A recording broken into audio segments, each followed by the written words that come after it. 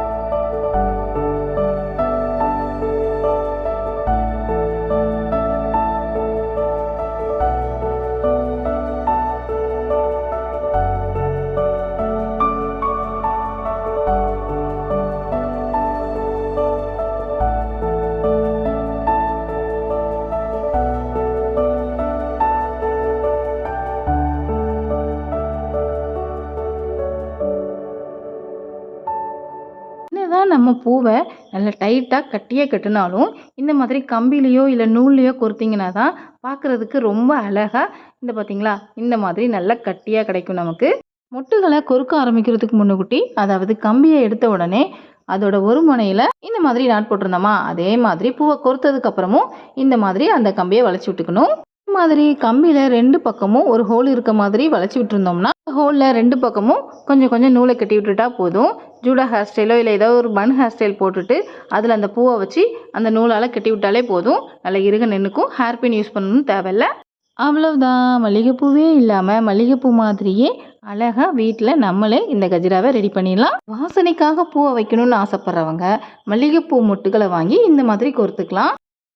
பூ வாசம் இல்லாட்டாலும் பரவாயில்ல, ஆனால் அழகாகவும் ரொம்ப நேரத்துக்கு வாடாமலும் இருக்கணும் அப்படின்னு நினைக்கிறவங்க இந்த நந்தியை விட்ட பூக்களோட மொட்டுகளை வச்சு இந்த மாதிரி ரெடி பண்ணி வச்சுக்கலாம். மேக்ஸிமம் பிரைடல் ஹேர் ஸ்டைலுக்காக வெளியில் கடையில் பூவை வாங்கணும் அப்படின்னா இந்த மாதிரி தான் ரெடி பண்ணி கொடுப்பாங்க. அதை நம்மளே வீட்டில் ரொம்ப ஈஸியாக ரெடி பண்ணிடலாம். சப்போஸ் உங்களுக்கு ட்ரெஸ்ஸுக்கு மேட்சாக வேணும் அப்படின்னு நினச்சிங்கன்னா கலர் பெயிண்டை வாங்கி ஸ்ப்ரே பண்ணிக்கிட்டிங்கன்னா ட்ரெஸ்ஸுக்கு மேட்சாகவும் சூப்பராகவும் இருக்கும். ஓகே ஃப்ரெண்ட்ஸ், இந்த வீடியோ உங்களுக்கு பிடிச்சிருந்ததுன்னா இந்த வீடியோவுக்கு உங்களோட லைக்கை போடுங்க. மறக்காமல் உங்கள் ஃப்ரெண்ட்ஸ்க்கும் இந்த வீடியோவை ஷேர் பண்ணுங்கள். தேங்க்யூ, பாய்.